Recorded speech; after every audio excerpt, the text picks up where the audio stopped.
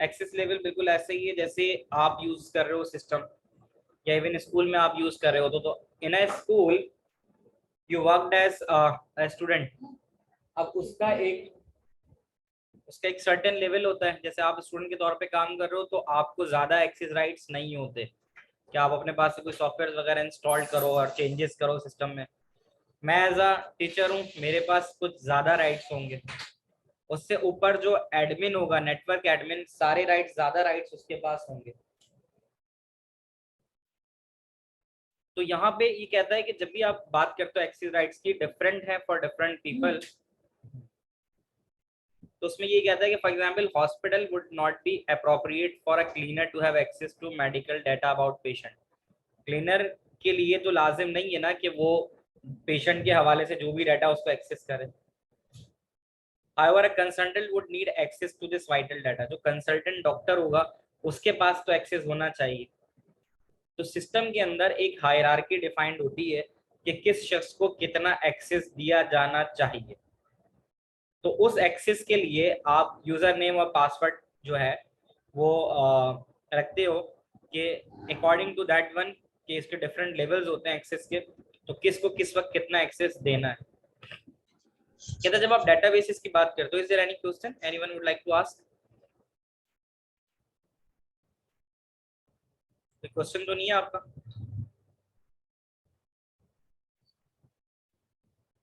So we just talked about the access level. For the different people, we need to assign different access level. मैं एक बड़ी छोटी सी बात यहाँ करता हूँ, जैसे for example in a school if there is a database, तो स्कूल में जो डेटाबेस स्टूडेंट की होगी, I school has a database. उस डेटाबेस में बहुत सारे डिफरेंट टेबल्स होंगे। टीचर्स का टेबल अलग होगा, हर डेटाबेस के डिफरेंट टेबल्स होते हैं। टीचर का डाटा अलग होगा, स्टूडेंट का डाटा अलग होगा। अच्छा, फॉर द टीचर, टीचर के लिए कितना एक्सेस जरूरी है? टीचर के लिए एक्सेस इतना जरूरी है कि उसे बच्चे का नाम, फादर नेम, एज और उसके ग्रेड्स या उसकी जो भी मार्क्स हैं उस तक का एक्सेस होना चाहिए। इसी तरह जो अकाउंट ऑफिसर है, account officer has an access to the all the fee related task.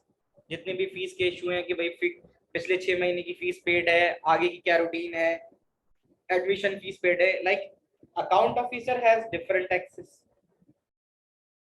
अब principal has different access, principal को सब जगह एक्सेस होता है।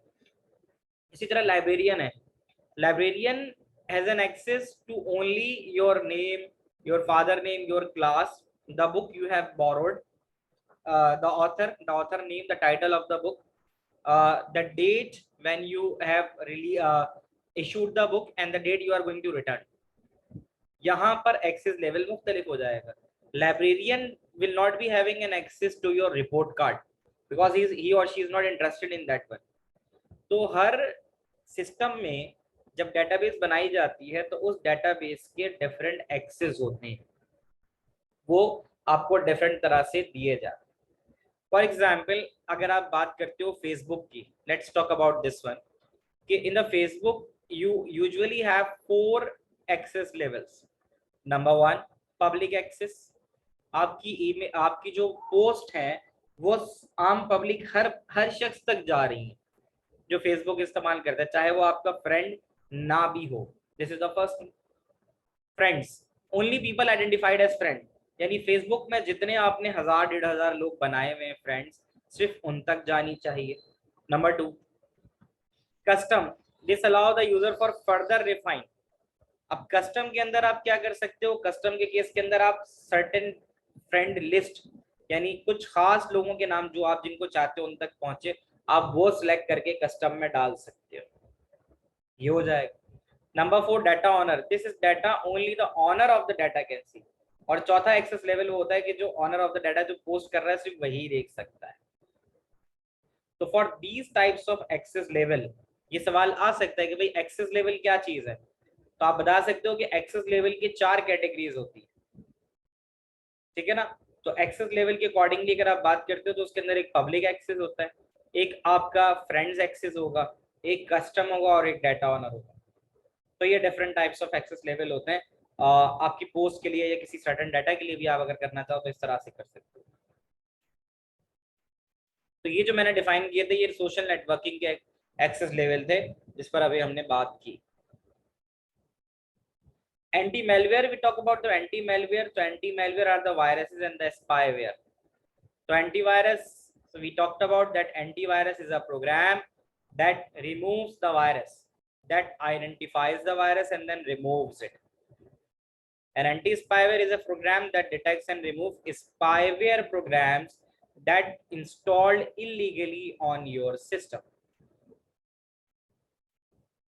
So now the software is based on the following methods. Like anti-spyware has the two methods. Number one, the software looks for typical features which are usually associated with spyware. Typical features like the system is going to change the privacy setting of your computer. The system is making change to your programs in the computer. And the other is called the file structure. So the file structure is that is going to be deleted the files installed on your system. So on the basis of that, anti-spyware detects it.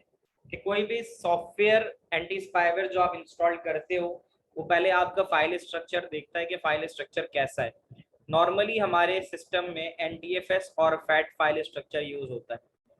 अगर आपके पास system में anti spyware होगा तो anti spyware check करेगा कि जो system इस file structure आप यूज कर रहे हो वो फाइल स्ट्रक्चर वो है जो नॉर्मल यूज होता है, ये कुछ डिफरेंट है।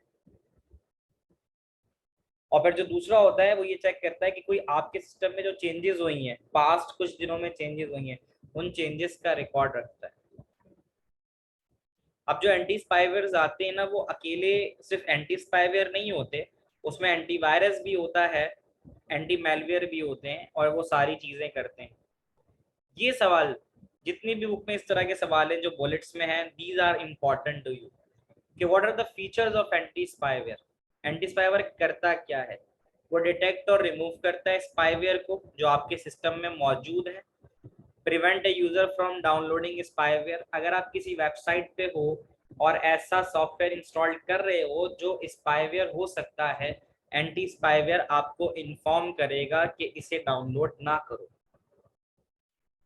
इनक्रिप्ट करता है फाइल को। इनक्रिप्ट करने का मतलब ये कि फाइल की एक्चुअल इंफॉर्मेशन को छुपा देता है so that no one can try to steal that file or information from that file. Encryption of keyboard strokes, anti spyware ये भी करता है कि जो आप की प्रेसेस करते हो तो आपने अगर G या H जो भी प्रेस किया है तो वो GH ना भेजे, वो उसको इनक्रिप्ट कर दे, यानी G की बजाय उसको इनक्रिप्ट करके किसी और लेटर में तब्दील कर दे तो यूजर जो ओरिजिनेटर हो उसको समझ ही ना आए। Block access to users webcam and microphone, anti spyware अगर स्पाईवेयर कोशिश करता है कि आपके वेबकैम और माइक्रोफोन पर एक्सेस करे, उसको ऑन करे, तो एंटी स्पाईवेयर उसको ब्लॉक करके रखता है। And besides it scan for the signs that a user personal information has been stolen, तो वो आपको उन साइंस की तरफ भी देखता है कि आपकी कहीं पर्सनल इंफॉर्मेशन कहीं जा तो नहीं रही है, और फिर साथ साथ वार्न भी करता है अगर ऐसा होता है तो। Is this clear till here? ये सारी चीजें क्लियर हैं आपके लिए? Can I have responses of from all of you?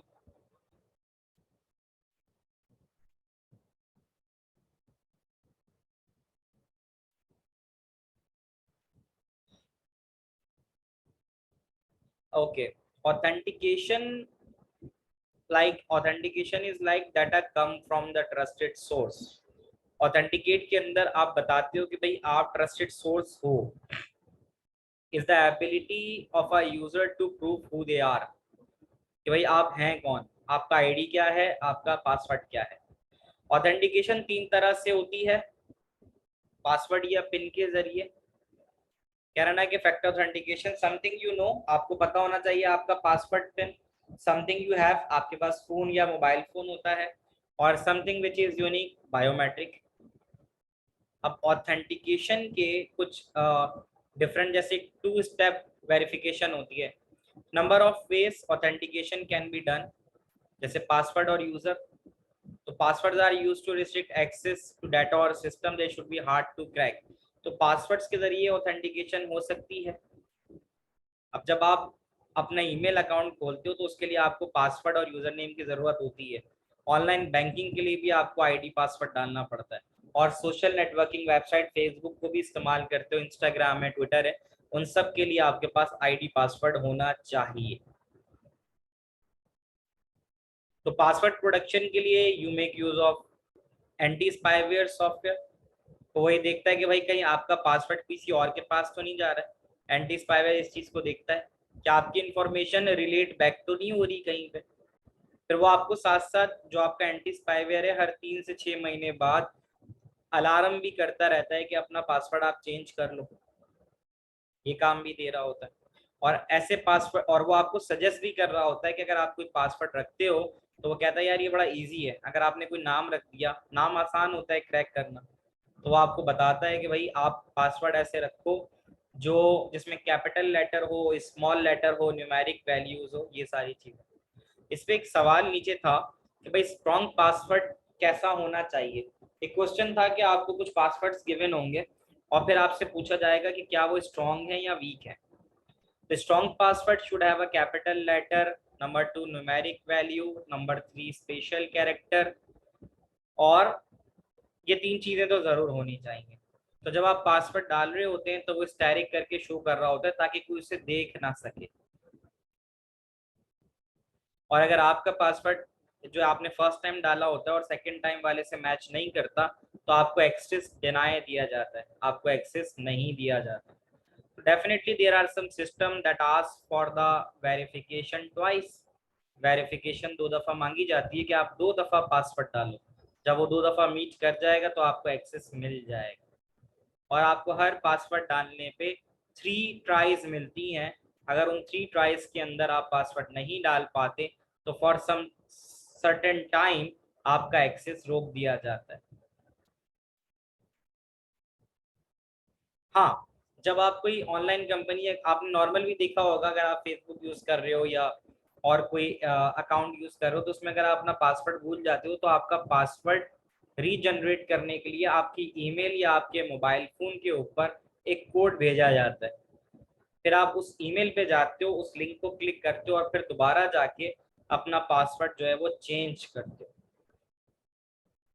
तो यूजर नेम और पासवर्ड डालने से आपके सिस्टम को एक एडिशनल सिक्योरिटी मिलती है। यहाँ पे इसने कहा ना कि which of the following are weak password, can you please tell me about ABCDE, tell me about the strong password from A till E।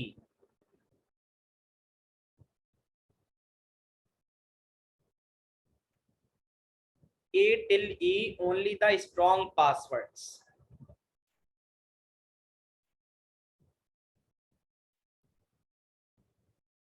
Only C, Tessin is saying C.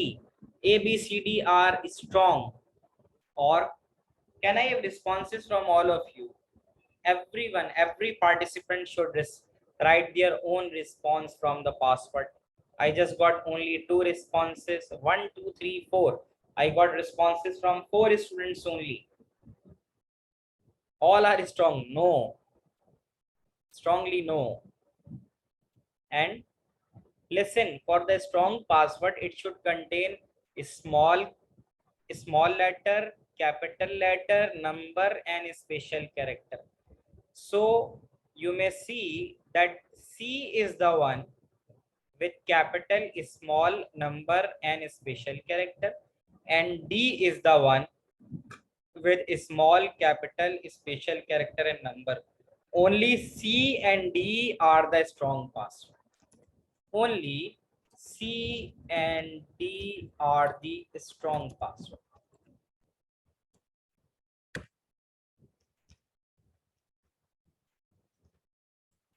Is this clear to all of you?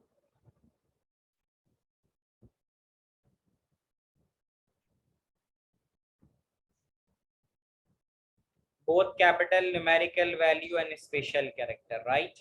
These are important.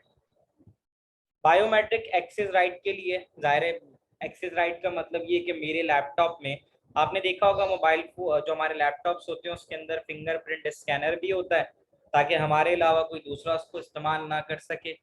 या फिर जो है वो facial recognition systems भी laptop में आते हैं।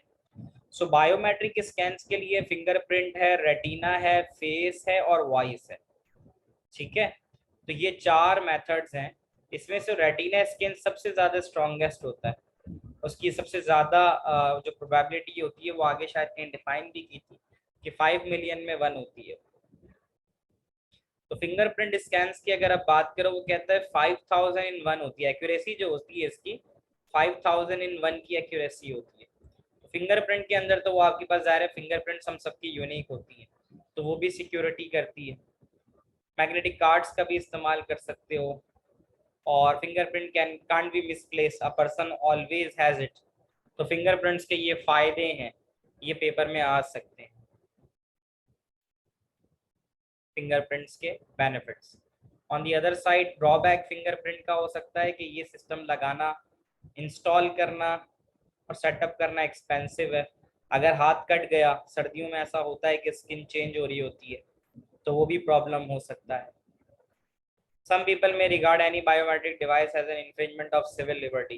बहुत सारे लोग क्लेम करते हैं कि भाई हम तो फिंगरप्रिंट स्कैन नहीं करेंगे, कोई हमारे फिंगरप्रिंट्स को लेकर कहीं दूसरी जगह पर गलत इस्तेमाल कर ले। वो अपनी जगह राइट होते हैं इस चीज़ को लेकर। रेटिना स्कैन की जब हम बात करते हैं तो उसकी एक्यूरेसी 1 इन 10 मिलियन होती है, इतनी ज़्यादा एक्यूरेट होती है। तो बायोमेट्रिक टेक्निक्स के उसने कुछ ये बहुत इंपॉर्टेंट पॉइंट है कि बायोमेट्रिक टेक्निक्स के उसने कुछ बेनिफिट्स बताएं। तो फिंगरप्रिंट तो सबसे कॉमन है, आसान, इजी टू यूज़ है, और स्मॉल स्टोरेज रिक्वायरमेंट चाहिए होती है। लेकिन liberty as a people they have their right for their liberty, तो कुछ लोग मना करते हैं। और फिर अगर स्किन डर्टी या डैमेज है तो काम नहीं बनता।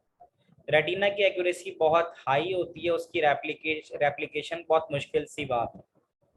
तो इट इज़ वेरी इंट्रूसिव है, it can be relatively slow to verify. Retina scan जो होता है वो स्लो टू वेरीफाई, और फिर उसको एक्सपेंसिव भी इंस्टॉल और सेटअप कर। इंट्रूसिव मेथड में मतलब इंट्रूसिव को हम कहते हैं अजनबी जो इंट्रूडर डिटेक्शन सिस्टम के अंदर इस्तेमाल होते हैं, फिर हम इसको ये कहते हैं। तो रिलेटिवली इनएक्सपेंसिव होती है। It can be affected by change in light. Face recognition में मसला हो सकता है, इसके ऊपर आपको डेफिनेटली कोई बल्ब, कोई लाइट प्लेस करनी होती है। फेस रिकॉग्निशन में मसला हो सकता है, कोई किसी ने जो रिकॉग्निशन करवा ली वो चश्मा पहन के करवा ली, अब बाद में ग्लासेस उसने चेंज कर लिए, उसको उसने लेंस लगा लिए, तो ये सब चीज़ें हो सकती हैं। वॉइस रिकॉग्निशन 5 सेकंड्स तक लगता है, इसकी एक्यूरेसी इतनी अच्छी नहीं होती। पर्सन की वॉइस आप रिकॉर्ड कर सकते हो, और रिकॉर्ड करके उसके सामने प्ले कर दो, आप डिवाइस के सामने एक्सेस मिल जाएगा। आप बीमार हो गए तो आपकी आवाज़ ख़राब हो गई, एक्सेस मिल ही नहीं पा रहा होगा। तो these are the benefits and drawbacks that are important in terms of your exam papers. तो रेटिना से कहता है कि रेटिना, अगर आप कोई डोर ओपन कर रहे हो, कोई सिक्योरिटी सिस्टम में दरवाज़ा खोलना है, रेटिना स्कैन होकर एडीसी में जाएगा। ये हम बात करेंगे, ये एक डिटेल्ड चीज़ होती है, इसके 5 स्टेप होते हैं। सबसे पहले एनालॉग टू डिजिटल कन्वर्टर, फिर माइक्रो प्रोसेसर के अंदर वो रेटिना स्कैन पहले ही से सेव हुआ होगा, तो एडीसी जो डाटा भेजेगा अगर वो माइक्रो प्रोसेसर में रहने वाले डाटा से मैच करेगा, तो माइक्रो प्रोसेसर उस डाटाबेस से पहले डाटा को लेके आएगा और उनको मैच करवाएगा। अगर वो मैच कर जाएगा तो डीएसी के थ्रू, यानी डिजिटल टू एनालॉग कन्वर्टर के थ्रू सिक्योरिटी डोर को मैसेज चला जाएगा, दरवाज़ा खोल दो, और दरवाज़ा खुल जाएगा। 2 स्टेप वेरिफिकेशन एक चीज़ होती है। 2 स्टेप वेरिफिकेशन में क्या होता है? 2 step verification we will do in the class, because I could see that there are few students those who have left the class, तो फिर जो है उनके लिए ये वाला पार्ट रह जाएगा। So we will continue from 2 step verification in the class on Tuesday inshallah.